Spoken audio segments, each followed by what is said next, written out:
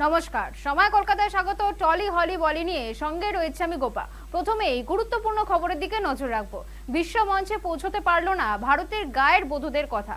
Oscar থেকে ছিটকে গেল আমির খান ও কিরণ রায়ের লাপাতা লেডিস। সেরা আন্তর্জাতিক ছবির তালিকায় ভোটাভুটির জন্য মোট 15টি ছবিকে বেছে নেওয়া হয়েছে। হতাশ অনুরাগীরাও। গত বছর সিনেমা হলে মুক্তি পেয়েছিল কিরণ রাও পরিচালিত লাপাতা লেডিস। স্পর্শ শ্রীবাস্তব, মিতাংশী গোয়েল ও প্রতিভা রান্টা অভিনীত ছবির অন্যতম প্রযোজক আমির খান। প্রায় 5 কোটি টাকা বাজেটে তৈরি ছবির আয় 25 কোটি টাকার একটু বেশি। পরবর্তীকালে ওটিটিতে বহু দর্শক ছবিটি দেখেছেন এবং প্রশংসায় ভরিয়ে দিয়েছেন, কিন্তু একাডেমি অ্যাওয়ার্ডসে জায়গা করে নিতে পারল না। তবে ভারতীয়দের আশা এখনো রয়েছে। অস্কারের দৌড়ে রয়েছে গুণিত মঙ্গার লাইভ অ্যাকশন শর্ট অনুজা। আর সেরা 15 আন্তর্জাতিক ছবির তালিকায় এখনো লড়াই করছে ভারতীয় ছবি সন্তোষ। ছবিতে মুখ্য ভূমিকা অভিনয় করেছেন সাহানা গোস্বামী।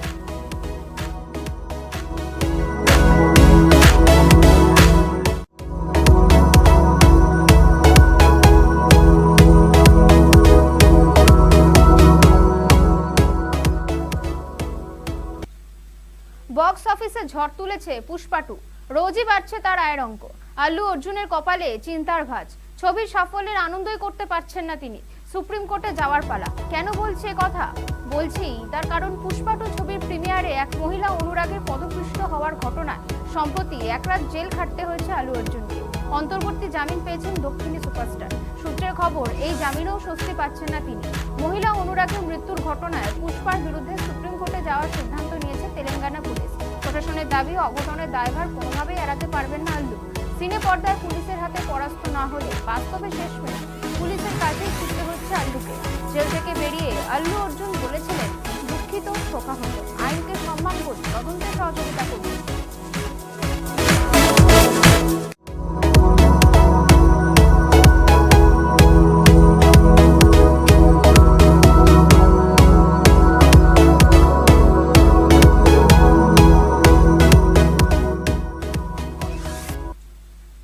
সম্প্রতি দেশ জুড়ে ঘুরে বেড়াচ্ছেন দিলজিৎ। এবার গায়কের ডেস্টিনেশন কাশ্মীর। ডাল লেকের শান্ত জলে শিকারা ভ্রমণে রয়েছেন গায়ক। তারই একটি ভিডিও শেয়ার করলেন সোশ্যাল মিডিয়ায়। ভিডিওতে দেখা গিয়েছে দিলজিৎ শিকারা চড়ে প্রকৃতির সৌন্দর্য উপভোগ করছেন। এমন সময় আরেকটি নৌকায় করে এক কাশ্মীরি বিক্রেতা এসে তাকে কাওয়া অফার করেন। তারপরে বিক্রেতার থেকে কাওয়ার একটি কাপ কিনে নেন। বিক্রেতা নিজেকে পরিচয় দেন ডাল লেকের স্টার মুস্তাক হিসেবে। দিলজিতের এই ভিডিও মন ছুঁয়েছে ভক্তদের। সোশ্যাল মিডিয়ায় দিলজিতের অনুরাগীরা লিখেছেন, আপনার মতো মানুষই দুনিয়াতে প্রয়োজন। দিলজিৎ চণ্ডীগড়ে একটি কনসার্ট করেছিলেন। সেখানে তিনি বলেছিলেন, ভারতের অবকাঠামো উন্নত না হওয়া পর্যন্ত তিনি দেশে আর সই করবেন না। তিনি বলেন, আমি চেষ্টা করব স্টেজ মাঝখানে রাখা, যাতে সবাই চারপাশ থেকে দেখতে পারে।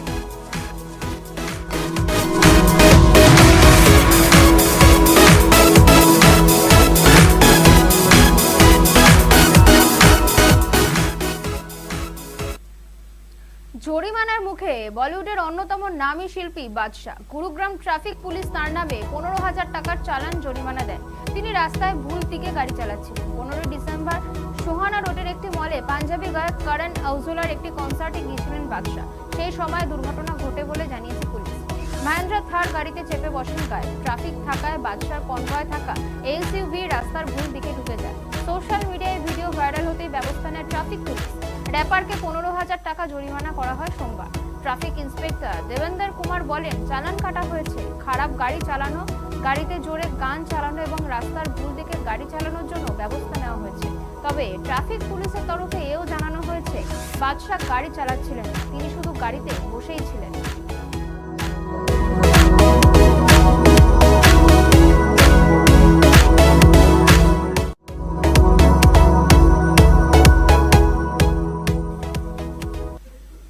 আর এবার নজর রাখবো টলিউডের খবরের দিকে।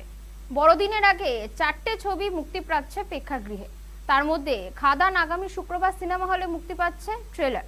তার 48 ঘন্টা আগে প্রকাশ্যে এলো ছবির ট্রেলার। 2 দেব, 1 যিশু আর কয়লা খনির দুরন্ত কাহিনীর 2.5 মিনিটের ভিডিও প্রকাশ্যে। সাপ কাটলে মানুষ মরে, লোভ নেই সাপের মুড়ি, শাক দিয়ে ঢাকছো মাছ, বলবে কথা কয়লা খনি।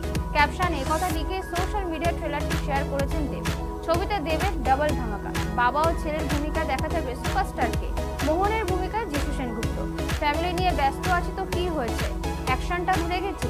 দেবের এই সংলাপই খাদান ছবির অনুরাগীদের উৎসাহ গোটা বাংলা জুড়ে ছবি প্রচার করেছেন দেব ও তার সঙ্গীরা।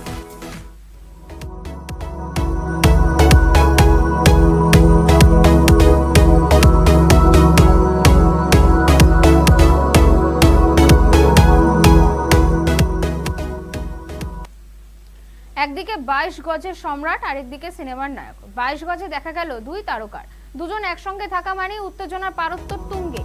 দেব ও সৌরভ গঙ্গোপাধ্যায়ের সাক্ষাৎকারটাই জমজমাট সাক্ষাৎকার। সঙ্গে ছিলেন ঝুলন গোস্বামী এবং অভিনেতা যিশু সেনগুপ্ত। নেপথ্যে দেবের খাদান। দেব বর্তমানে ব্যস্ত তার আপকামিং মুভি খাদান নিয়ে। ইতিমধ্যে প্রায় গোটা বাংলার খাদান বাস নিয়ে বেঙ্গল ট্যুর সেরেছেন দেব। ছবির প্রচারের কায়দা এমন অভিনবত্ব তা আগে দেখেনি বাংলা। দেবের উদ্যোগকে সাধুবাদ জানিয়েছে বহু মানুষ, সাধুবাদ জানিয়েছে টলিউডের অভিনেতা অভিনেত্রীরা। এবার খাদান ছবির প্রচারে 22 গজে সৌরভের ভূমিকাতে দুজনে একসঙ্গে ক্রিকেট খেলে। সোশ্যাল মিডিয়ায় শেয়ার করে দেব লিখলেন, দাদা 11 বনাম সৌরভ 11। জানা গিয়েছে এই খেলার ফলাফল ছিল ড্র।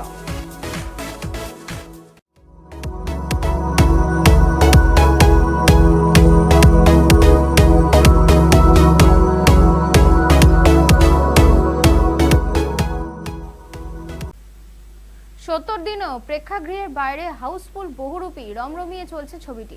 দেখতে দেখতে কোটির গণ্ডি পেরোলো ছবিটি। অসংখ্য দর্শক ছবিটি একাধিকবার দেখে ফেলেছেন। পরিচালক জুটির জন্য দর্শকদের ধন্যবাদ জানিয়েছেন। একটা প্রশ্ন থাকছে, বহুরূপীর কারণে কি অন্য ছবিগুলি প্রেক্ষাগৃহে জায়গা করতে পারছে না সেভাবে? আমার বস ডিসেম্বরের বদলে নতুন বছরে করা হোক, না হলে বহুরূপীর সাফল্য ম্লান হয়ে যাবে।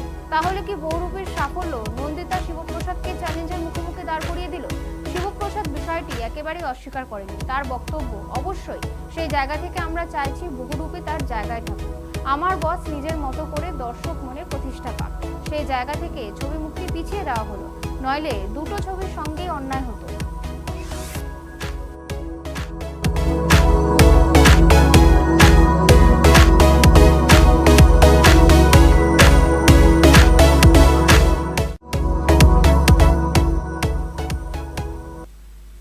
টলি হলি বলি এখনকার মতন এ পর্যন্তই। অন্যান্য সব খবরের জন্য নজর রাখুন সময় কলকাতায়। সময় বলবে সময়ের কথা।